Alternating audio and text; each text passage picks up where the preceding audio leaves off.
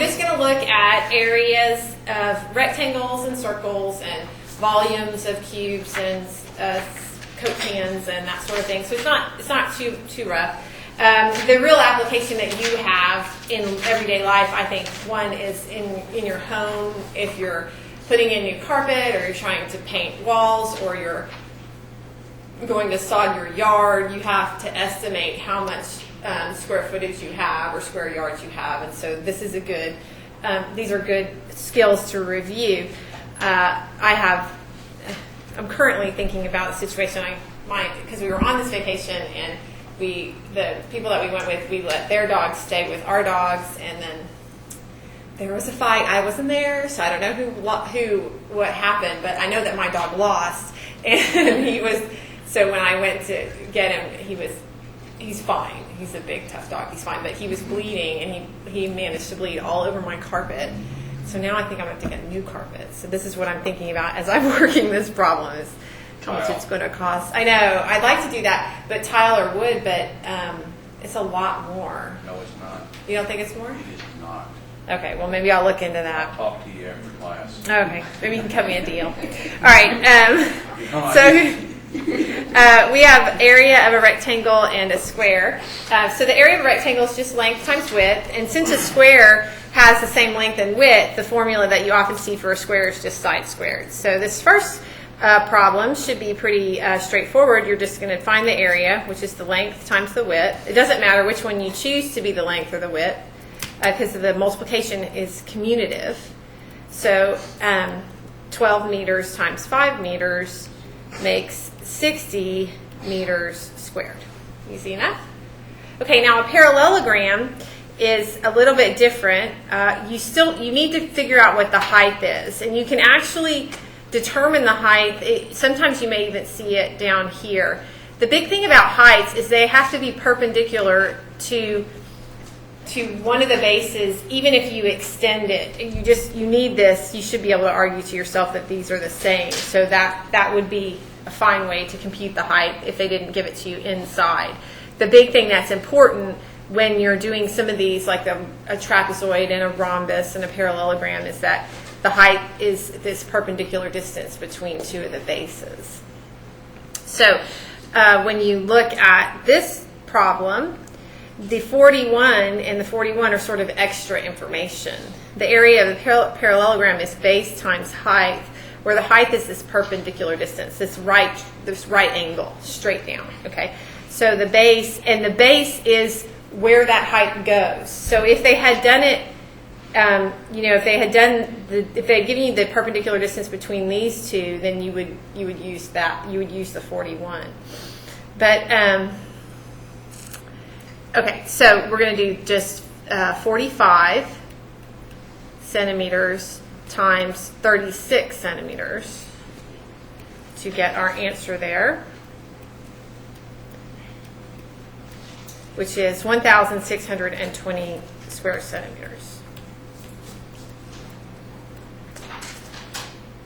Okay, now we want to look at the area of a triangle, and this is one formula. There's actually at least 3 formulas for the area of a triangle. Several of them use trigonometric ratios, which we're not going to get into too much in here, but if you've heard of the sine and the cosine and the tangent of particular angles, those are just for a particular angle. It's the ratio of the sides for a right triangle.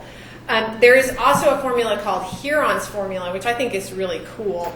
And it's a formula that if you know the 3 sides of a triangle and you don't know the height, you can use Huron's formula to calculate the area. But the only one we're going to look at is area equals 1/2 base times height. And the trouble with this formula is that you have to know the height, which you may not always be able to do. Now, the height can, again, be from any vertex. It's really like the altitude, so it can be from any vertex to the opposite side of the triangle if it's perpendicular. So you could actually draw an altitude, as long as that was perpendicular. Well, if it was a right angle, you can draw it in that way, but then your base would be here. Okay, so on this problem, the height is this 4.7 yards, and the base is where what it's measuring that vertex down to on the triangle. So the base is at 9.1 yards. So the others are just extra information. Area equals 1/2 the base times the height. So in this case, it's going to be 1/2 9.1 yards times 4.7 yards. Okay, and so you can do 9.1 times 4.7 and then divide that by 2 or multiply it by 0.5. And you get 21.385. 21.385 yards squared. Okay. Now, what are we going to do on number 4?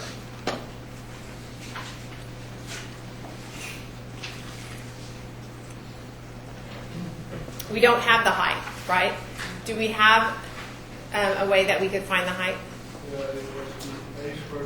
Okay, so the Pythagorean theorem. We can apply the Pythagorean theorem because we have what type of triangle? Right, it only works with the right triangle. But since we have a right triangle, we could say this is A, this is B. The hypotenuse is always C. The Pythagorean theorem tells us that A squared plus B squared equals C squared. So A squared plus 24 squared equals 30 squared. So we can come in here and we can see that A squared, then we could move the 24 squared over. So we're going to have 30 squared minus 24 squared, which you can do on your calculator. 30 squared minus 24 squared is 324. So A squared equals 324.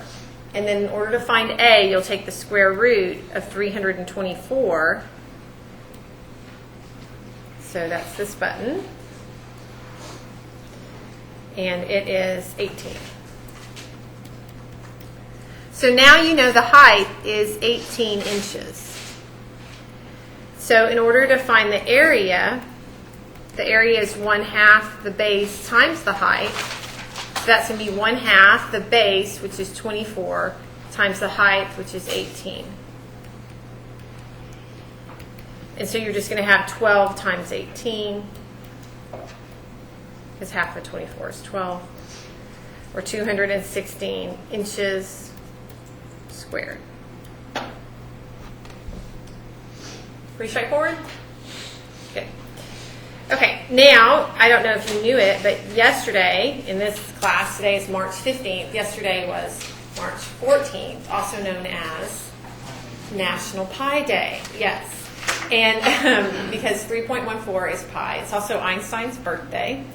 And so let's learn a little bit about pi.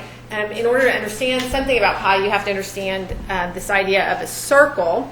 It's a set of points in a plane equally distant from a given point, So if you have a string and a pencil and a tack, that's one way to make a circle. You can tack the string, and that would be your center, and then take your pencil and wrap it around and like tie it to the circle, and then just hold it taut and then draw it. You can kind of imagine how that would make a circle. And so that distance from the center out to the tip of the pencil is called the radius, and it's going to be constant the whole time. And the diameter is a line segment that goes through the center of the circle and intersects both sides of the circle, and that's always twice the radius. So the diameter is twice the radius. So if you have the diameter, you just divide by 2 to figure out what the radius is. Now, it turns out that a long time ago, the Greeks, the Babylonians, and all sorts of different thinkers recognized that if you took the circumference of a circle and you divided it by the diameter of the circle, you always got the same number. So the circumference divided by the diameter, it was always around 3, or 3.1, or 3.14. As they got better in their measurement of the circumference compared to the diameter, they got closer and closer to this number, which it was always the same. It didn't matter how big the circle was. If they took a string and put it around it, and then divided by the length of the string, if it was just the diameter, they always got the same ratio. And so that ratio is the number pi. Now, they didn't know at the time that that was an irrational number, which means it never repeats and it never terminates. But it's been a number that has fascinated people for ages, and I will show you I used to, when I taught high school on March 14th, I would dress up as Einstein and like give give little noon pies out, but I don't do that now because I don't want to get fired. But you can type in just pie in the internet, and you just get to all sorts of wonderful pages. This particular page will give you pi to many decimal places in many different languages, including, like, so you could change it to Korean. 日他日ô ku i yu ô ham ô pai ku You can do Monty Python, which I guess is a language. Point. The dead. The nose. Bottom. Walk. One. Nose. Parrot. Nose. Large. Bottom. Express. Bottom. Parrot. Walk. And you can do it, of course, in English if you prefer. Walk. 3.1415926535897793. And you can learn about Hiroyuki Goto, who is 21 and is the current world record holder for the most digits of pi memorized. Required over 9 hours to recite 42,000 digits. So that was his big claim to fame. Right now, we use computer programs to actually generate these digits, and we know 6.4 billion digits. But most scientists are pretty good with 3.14, but the mathematician likes to take it a little longer. It says, to recite all the known digits of pi, it would take 133 years with no pause for coffee or sleep. So I think that's not going to happen. But anyway, that's just, normally you can round and you'll be fine. But you can, this is a, that's okay. I hate that dude. He's always doing it. I don't understand why it's always doing it in French too. But you can look at the history and literature. And there's a book called The Life of Pi. I don't know, have you guys read that book or anyone heard of that book, The Life of Pi? It's actually not really about the number pi that much, except that the boy gets named that because his parents thought it was a cool word. But it's about a boy that gets stuck on a boat with a tiger. I work with a HB and I had a teacher come through my line and she had like called it a pi and she was like, well, everybody else is on spring break in my school isn't, and since Monday or is Pi Day. Yeah. She bought all these pies to give to her students. Yeah, she was thoughtful. I should have. It crossed my mind this morning to bring some pie for you. Actually, it was yesterday, and this morning it crossed my mind that I was going to be late to class, so it didn't happen. But anyway, you got to be careful because you got to. If you have a plan like that, that's awesome that she went ahead and went through with it. But we had a teacher in the math department that actually has a cookie cutter that's in pie, and she made pie cookie for everybody. Cookies. That was pretty sweet. Okay, so back to that. It's just a fascinating number. Do you know what the Alaskans call the ratio of the circumference of a circle to the diameter? It would be Eskimo pie.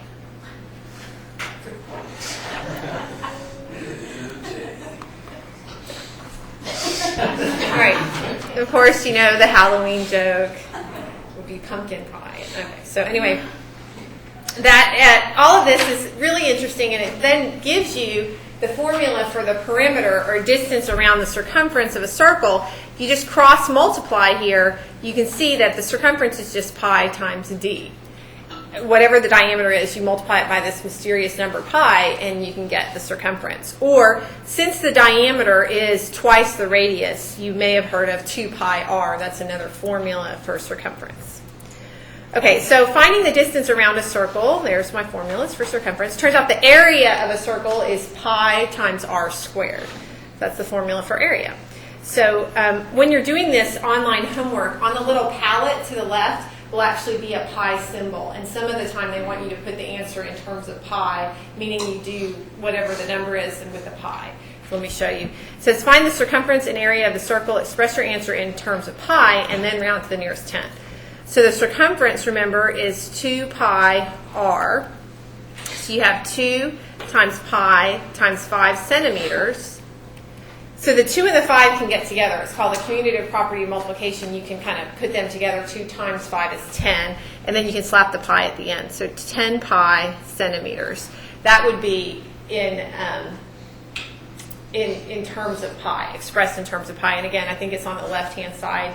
You'll find the pi symbol when you're doing your homework. Now, to do an approximation, you can use your calculator. A lot of times your calculator will have the pi number. Like ours is the second, on this TI-84, it's the second function for the hat. So you can do 10 and then second pi, like that, and you get it'll be 31.4.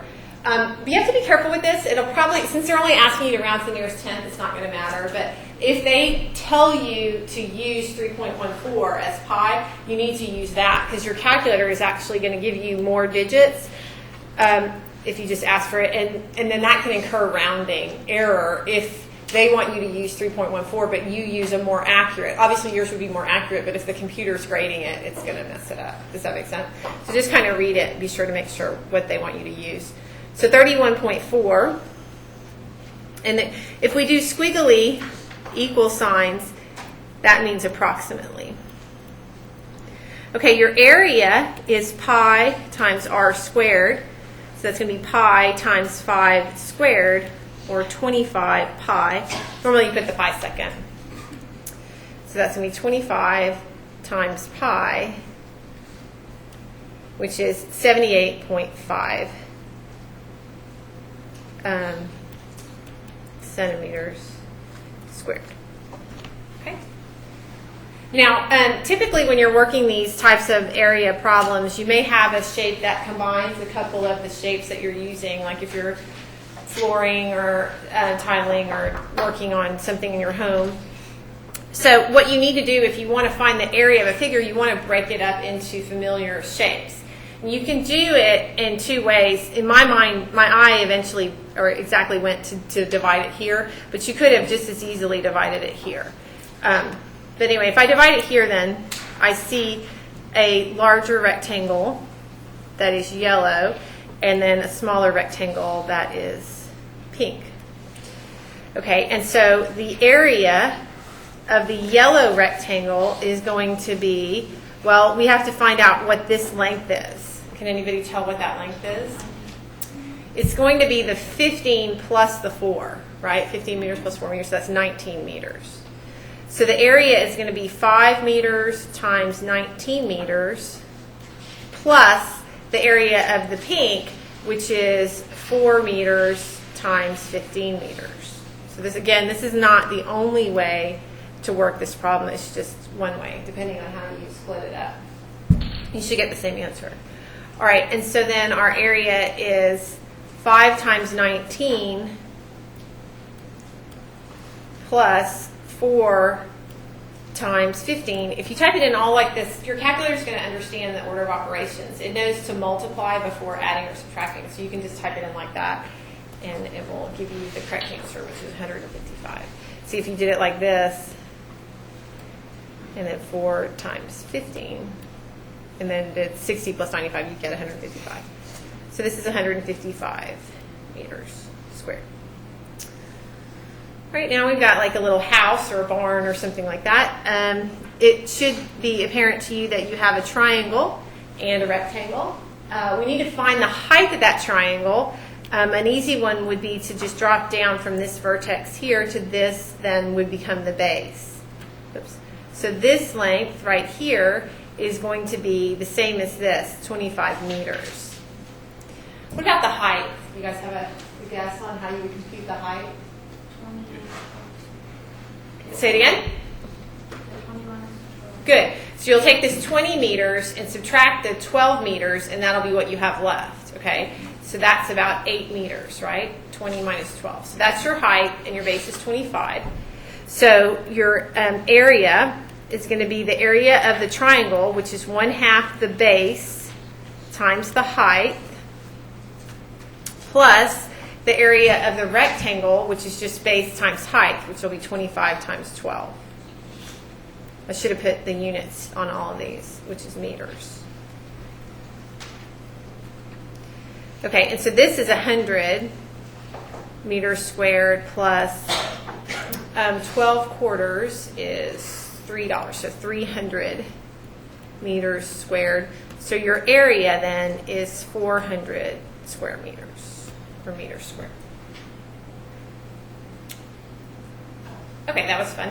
Number 8 is just as fun. We have, what shapes do you see there? Square, good. And So basically, 2 circles. 2 circles. And they're going to have the same area, right? What is the radius of those 2 circles? Radius.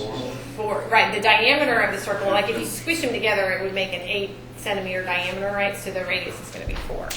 So we should be able to see that this is 4. So we have an area is an area, I don't know what that is. Okay, an area is equal to the square plus 2 circles. And so, maybe I better write circles. And so the area is going to equal the area of the square, which is just side squared. So that's 8 squared plus 2 times pi r squared, which is 4 squared. So notice that they want you to express the answer in terms of pi. So this is kind of weird, but your answer is just going to be 64 plus 4 squared is 16 times 2 is 32, so that's going to be just 32 pi. And that's kind of how you write the answer, 64 plus 32 pi. And then if you want to round it to the nearest 10, you can come in and do that. And you get 164.5 centimeters squared. All right, so here's the big question. What will it cost to carpet a rectangular floor measuring 30 feet by 21 feet if the carpet costs $30.15 per square yard? Okay. Well, I would first say that hopefully that includes installation and the pad. Otherwise, you have additional costs that you didn't even know about. But if it's just the carpet, that's pretty, that's actually, I think, a little bit pricey.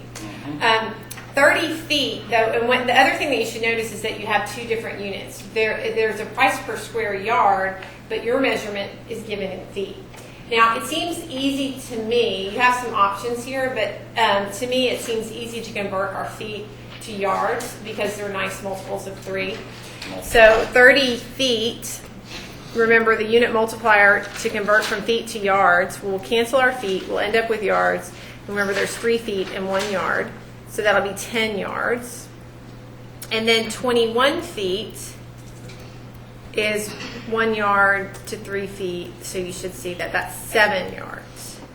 So you have the area is 10 yards times 7 yards, which is 70 yards squared. You have 70 yards squared that you need to cover.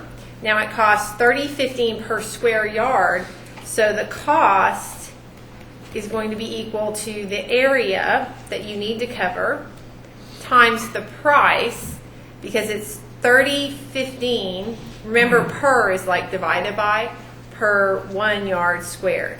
So notice that your units are going to cancel, your yard squares are going to cancel, and you're going to end up just multiplying 70 times $30.15, which is going to be pretty steep.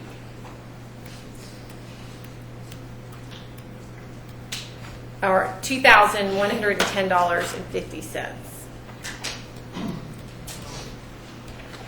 Now, 30 by 21 is that's a big space. Like that could be like this room. This is the big room. That's a pretty big room. Okay. Everybody all right with that? We're going to move around. We're going to move away from area and then look at volume. Volume is again like this idea of capacity, how many cubic units you can fit into a particular shape. And so for rectangular solids, the volume is just length times width times height. But for a cube, since the sides are all the same, you can just think of it as side cubed. So the volume of this first figure in number 10 is just going to be length, which is 7 feet, times width, which is also 7 feet, times height, which is 9 feet. And so then this is going to be 49 times 9. 7 times 7 is 49. Or 441 feet cubed, or cubic feet. That's how we say it often.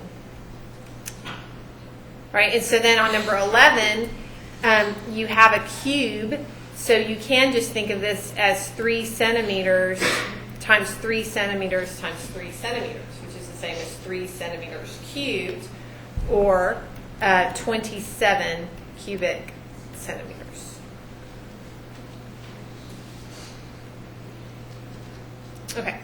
Now, the other volume that they want to talk about in here is like the volume of a Coke can. And what you want to think about is, and you've probably seen it, you notice how Coke cans have like a seam down where they've been formed. And I think they're actually formed with very thin sheets of aluminum where they wrap them. Can you see a seam on that one? Yeah. Okay, so I don't think they form. They actually wrap a sheet of aluminum and then like somehow weld it together. And so what happens is you have a rectangle that is then wrapped around to form the can, right? So this is it, like sort of unfolded. Well, this right here, that length then is, I'm doing this lecture. I'm doing it ahead. I'm doing surface area. This length, but I'll do it anyway since I started it. This length right here is the circumference, which is 2 pi r, and this is the height. We're going to just remember that for a few minutes, in just a few minutes. Before we do circumference, though, we're still going to talk about the volume of a right circular cylinder. Sorry. I hate when I do that, and I'm making a video and everything. What you want to think about for volume of a right circular cylinder is that the base is a circle, and the volume, you want to give that circle depth.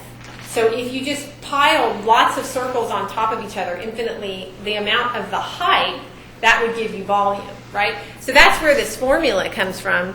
It's the area of my circle, which is pi r squared, times the height. And that's how you get this idea of volume. So that's not too troubling. The volume of this one is pi r squared times h. So this is going to be pi times 9 squared, and these are meters, times 11 meters. So this is going to be 81 times 11, because 9 squared is 81, or 891 pi meters squared. And then if you wanted to compute that to maybe 1 decimal place, you would get 2,799.2 meters squared.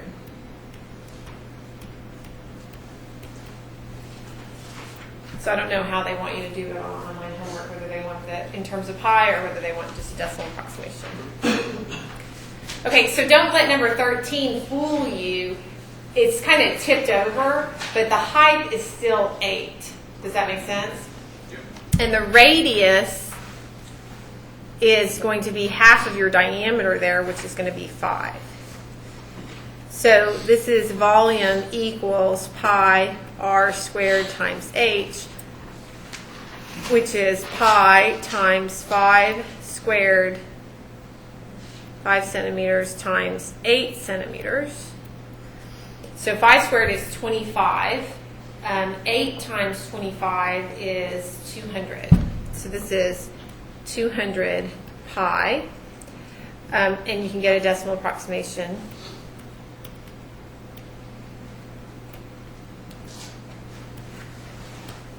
Of 628.3 centimeters cubed.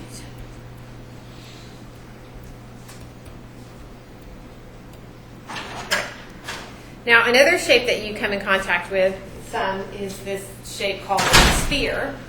And the volume of a sphere is 4/3 pi r cubed. And so it's interesting that the actual derivation of the volume of a sphere can be done with calculus, but it was also done by the Greeks with some calculations that they did that before calculus. So the volume of this figure here has a radius of 4, so we'll have 4/3 pi times r, which is 4 meters cubed. So if you want to do this one, really you have 4 to the 4th, because you have 4 times 4 cubed. So that's 4 cubed times another 4 is the same as 4 to the 4th. So on your calculator, if you do 4 to the 4th, you get 256. So if you want to leave this in its nice form, that would be 256 over 3 pi meters cubed. Because 256 is not going to be divisible by 3, because 3 doesn't divide into 4. Now, you can't get a decimal approximation to this. You could do 256 divided by 3, and then times pi. Oops. Okay. Do it like that. And you get 268.1 cubic meters. All right, that was fun. So I guess 15 is tricky in that you have to recognize that if it's kind of dumb actually, the diameter is 8, then the radius is 4, which is exactly what we just did on number 14, but hopefully your problem will have a different one. I don't know. But anyway, so 4 feet. Our volume is the same then, 4/3, except it's going to be feet. 4/3 pi times 4 feet cubed. So again, you're going to have 256 over 3 pi. These will be cubic feet, which is approximately 268.1 feet cubed. I didn't pay attention when I copied and pasted that. I should have asked for another. If you do a similar exercise, you might get one that's more exciting than the one you just did, if you care. Like maybe it could have been 9 feet and you would have had to use 4.5 as your radius. Okay, now here's your surface area, and this is where my mind had moved ahead to the idea of surface area. Surface area is just the areas of all the surfaces. So if you think of a rectangular solid or a cube, so think of a box or a cube, it has 6 sides. Can you feel the 6 sides? You got front and back, and then the 2 sides, and then the top and bottom. So 6 total. So you have to handle that. Now, if you have a cube, you can just find the area of one of the sides and multiply it by 6. But if you have a box, you would need, like, this will be h right here, right? And so the left and right sides here would be h times w, and you'd have 2 of those. So that's where that comes from. And then in the front here, you would have a length times a height to make that front and back, and that's where the 2 of those comes from. And then on the top and the bottom, you have a length and a width on the top and the bottom, and so that's where that formula comes from. So I never really use the formula. I just kind of look at the picture and think about it, but whatever.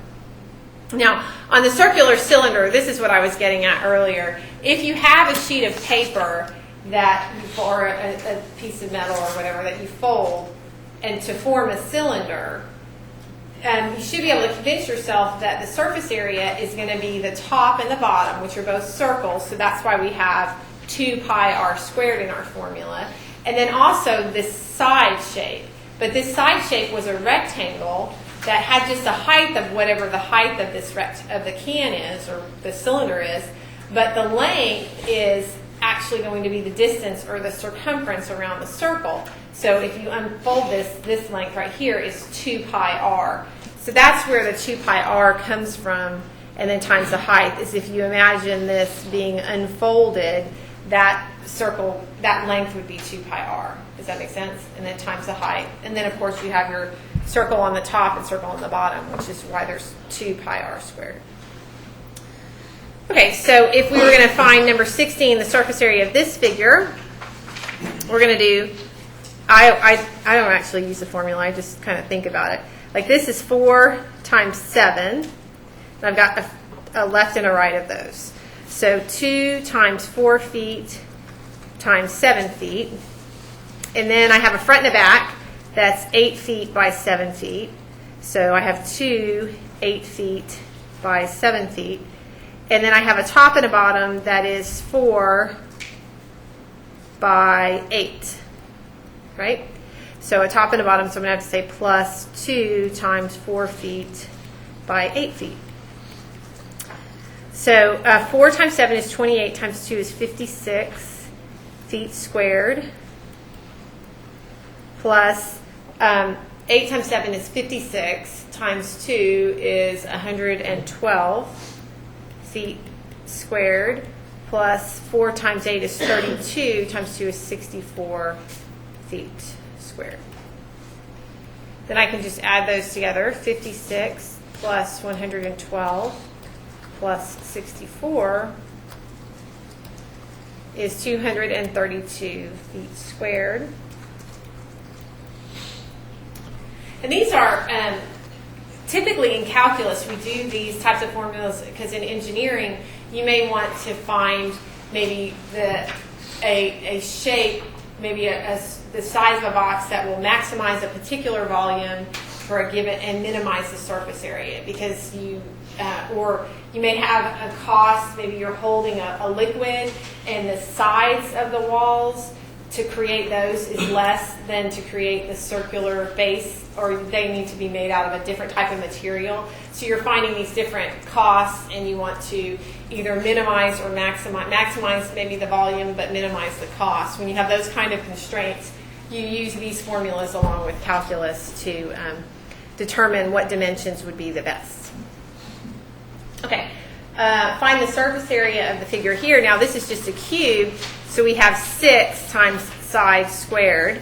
So this will be 6 times 9 meters squared, which is just going to be 54 meters squared. Because we have 6 and they all have the same area. So that is it for this lesson.